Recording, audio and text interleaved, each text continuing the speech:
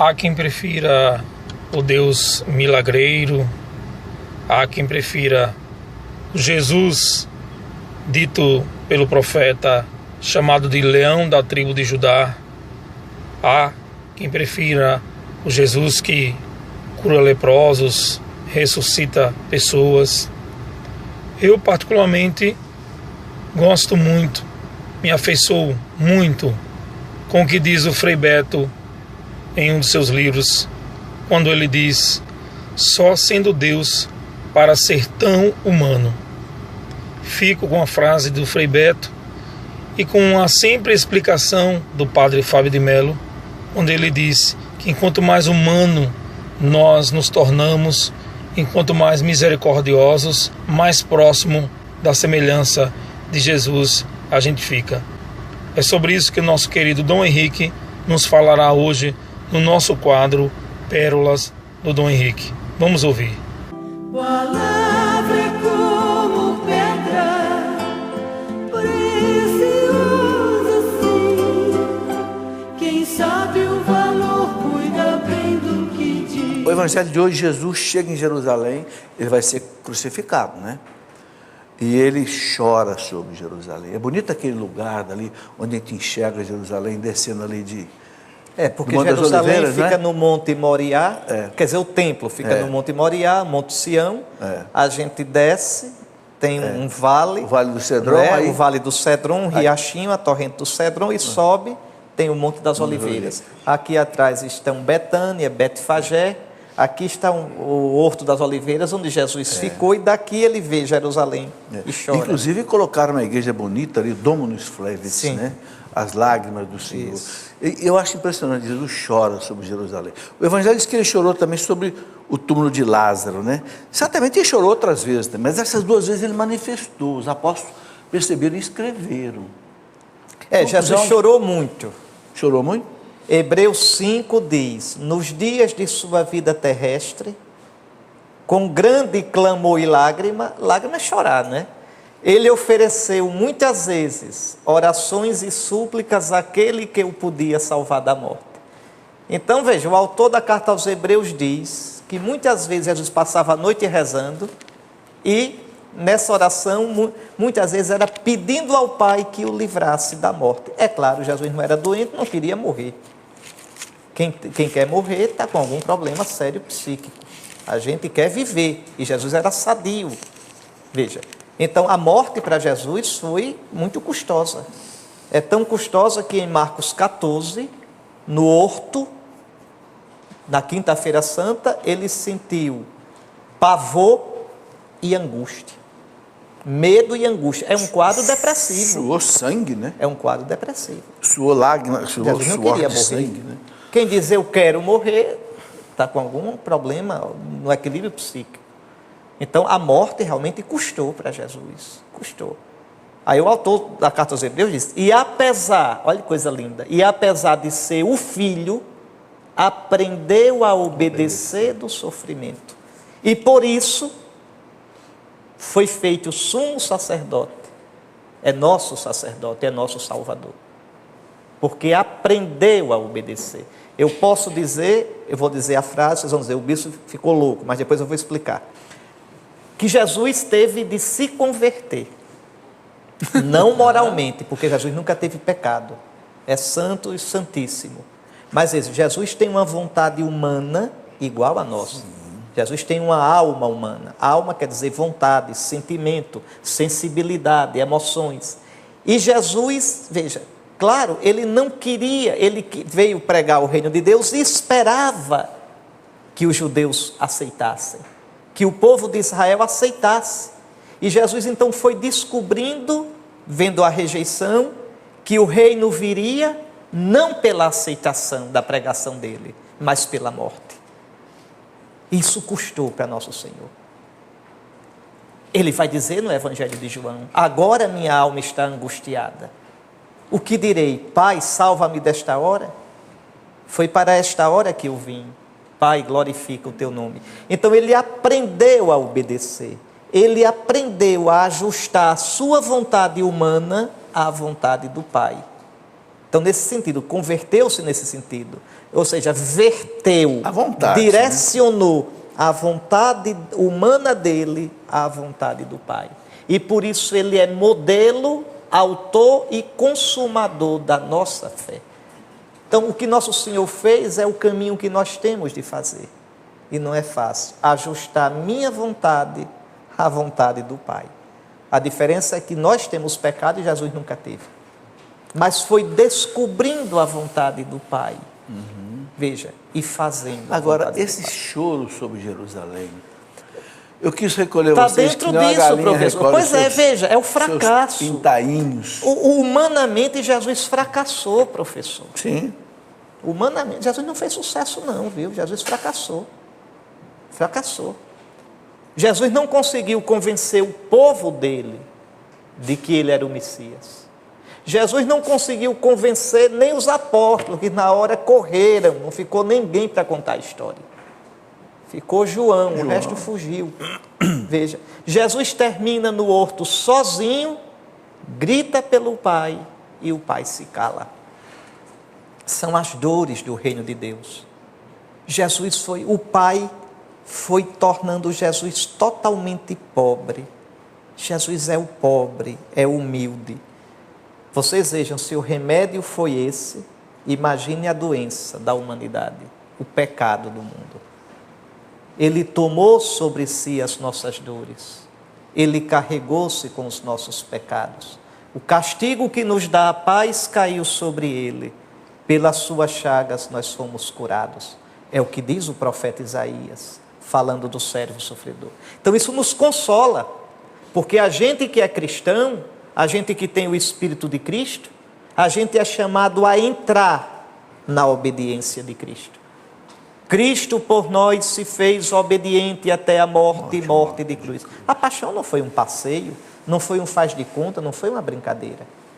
Então o Senhor chorou, Ele chora sobre Jerusalém, Ele amava Jerusalém, Jesus ama o povo dele. Jesus esperava que Israel se convertesse. Quantas vezes eu quis reunir os teus filhos, como a galinha reúne os seus pintinhos debaixo das asas, e tu não quiseste. Jesus chora. Agora, Jesus chora. o Evangelho fala uma frase hoje, marcando: não reconhecestes o dia Em que foste visitada. Deus visita a gente de dois modos: ou para consolar, ou para castigar. Agora, isso é para a gente também. Também, né? Na Sagrada Escritura, a visita de Deus. Prepara-te, Israel, para o encontro com o teu Deus. Isso pode significar salvação ou condenação. Castigo. Então a queixa de Jesus: tu não reconheceste o dia em que, através de mim, em mim, Deus te visitou. E as consequências vêm. Fechar-se para Deus deixa consequências na nossa vida. Deus é a vida, é o vivente, é o sentido da nossa vida. Fechar-se para Ele é perder o rumo da vida, é perder o sentido da vida. Então isso não é brincadeira. Vocês querem um exemplo disso? Veja a nossa cultura, a nossa sociedade que vai se fechando para Deus e o que vai se tornando. Podem ver. Sem Deus o homem morre. Sem Deus o homem perde o rumo. Sem Deus o homem acha que vale menos do que um mico-leão dourado, do que um jacaré.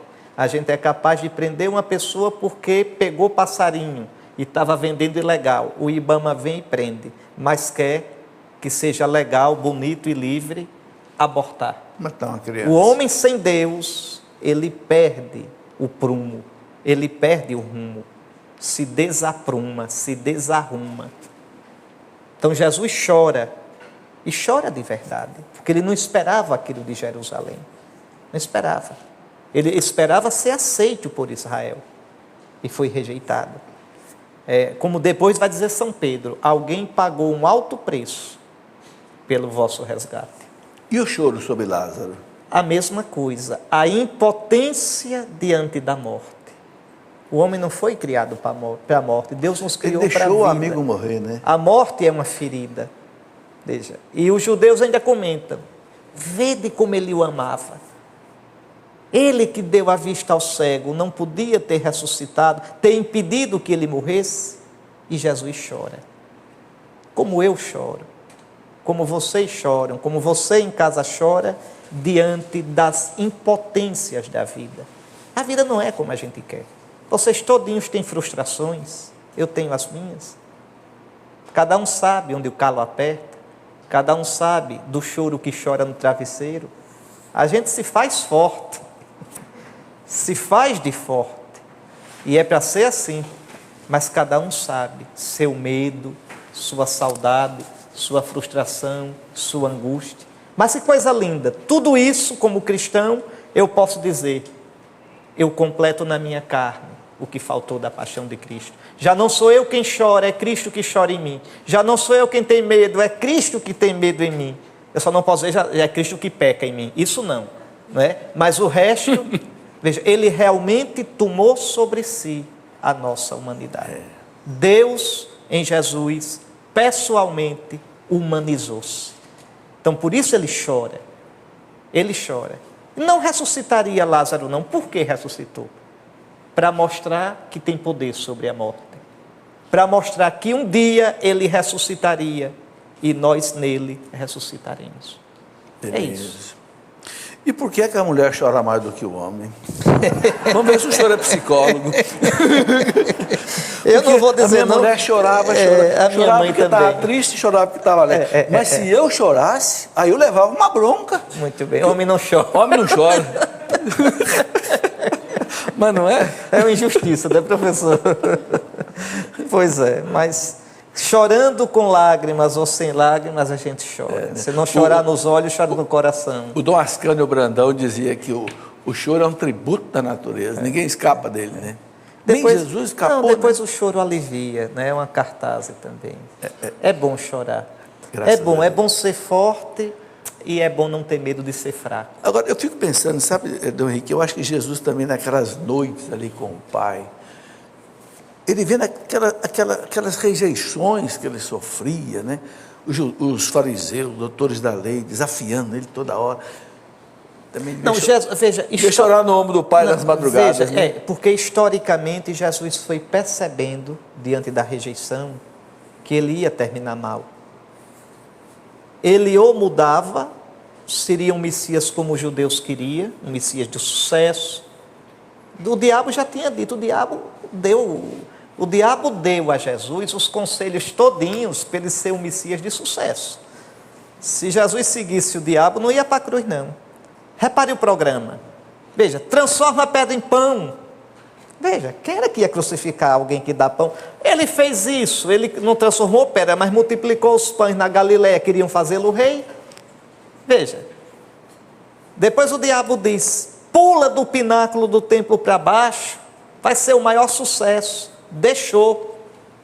Veja, depois diz, siga o que eu estou dizendo, olha, siga a minha lógica, eu entendo de política, eu entendo de palácio, siga a minha lógica e tudo isso vai ser seu, de porteira fechada. Herodes vai negociar contigo, Pilatos vai negociar contigo, mas Jesus não aceita nada disso. O caminho dele é o caminho que o Pai mostrou no batismo. No batismo de Jesus, o Pai diz como ele deve ser o Messias.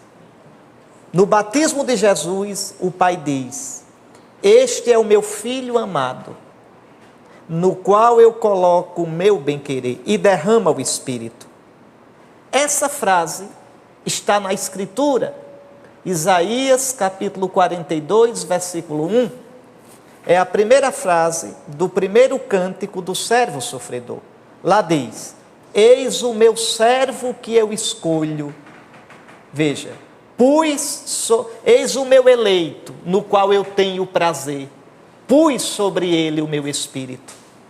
Então, o Pai derrama o Espírito sobre Jesus e diz essa frase. E ao invés de chamá-lo de servo, chama de filho. Veja, então, o que quer dizer isso? Que Jesus é aquele servo, é o filho que é o servo, que vai viver os 4 cânticos do servo sofredor.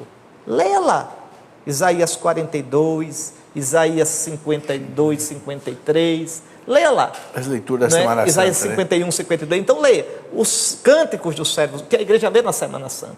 Então Jesus já sabe que ele vai ser o Messias humilde, pobre, que vai ver o Messias perseguido. E o diabo diz, não, faça sucesso que a coisa vai bem. Jesus diz, não, eu vou ser o Messias como o Pai quer. Espero que vocês tenham gostado de mais um quadro Pérolas do Dom Henrique. E hoje, de uma maneira muito especial, ele nos mostrou um lado tão bonito, um lado tão humano, tão nosso de Jesus, que era igual a nós em tudo, menos no pecado. Isso nos faz refletir um pouco sobre qual é a visão que nós temos sobre esse Deus e aonde nós queremos chegar como cristãos, se pelo lado do Deus poderoso ou por outro lado pelo Deus que serve, aquele que se ajoelha diante dos seus discípulos para lavar os pés e que diz que aquele que quer ser maior no seu reino seja menor aqui na terra, seja o líder servidor, como diz o livro O Monge e o Executivo. Que Deus nos abençoe e nos guarde.